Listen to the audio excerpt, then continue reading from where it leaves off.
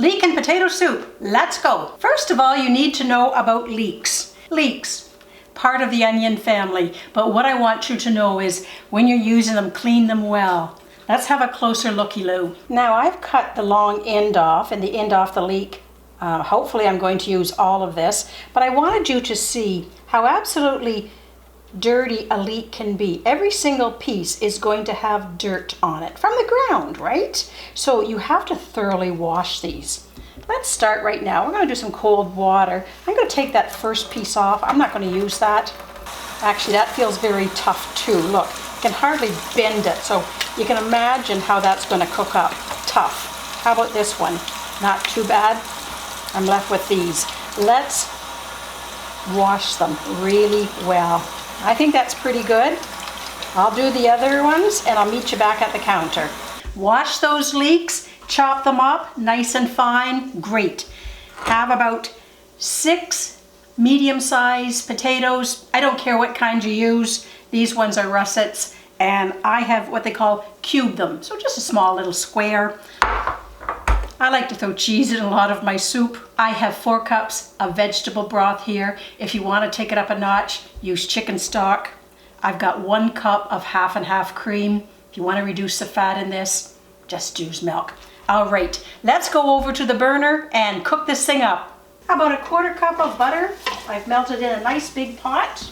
I'm going to add my 2 chopped leeks into that. Give it a good stir. And I'm going to cook them until they are absolutely soft, let's say about 5 minutes. That looks perfect to me, quite translucent. Let's add the potatoes. Potatoes, like pasta, do need a lot of salt. Again, I used no salt. Tastes the same, better for me. Some ground pepper, 4 cups of my vegetable stock. Little stir. Put a lid on it so it boils faster. Let's bring it to a boil, then we're going to simmer. Great boil here. Let's bring this down to about a medium-low. Simmer it for 20 minutes until the potatoes are totally tender. I've had this on for about 20 minutes. Let's stick a fork in a nice big chunk of potato and see if it's tender. Oh my golly, yes indeed. Okay, that is ready. I'm going to turn the heat off. And what I'm going to do now is I'm going to puree it. We're dealing with hazardous material here, so I'm all protected. Let's do it. If I can get the little fucker to work. Oh, here we go.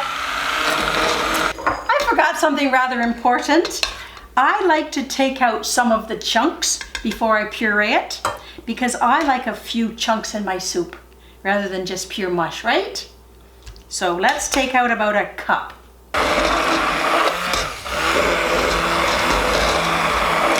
Let's add back our big chunks. Give it a wee stir. Back to the stove. Beautiful and thick. I am now going to add my milk. I usually put in 1 cup. Let's try half a cup and see if that's enough. As I mentioned, you can use half and half. Let's go all out. Let's go crazy. Let's put the whole thing in.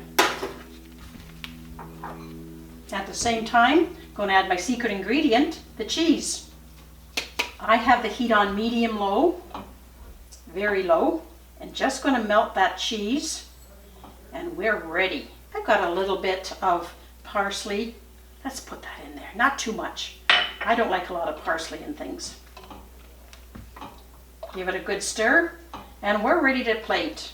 Well, there you have it, ding-dongs. How easy was that? Start to finish, 30 minutes. Homemade soup, you controlled your sodium. I'd say give it a whirl. Ciao for now.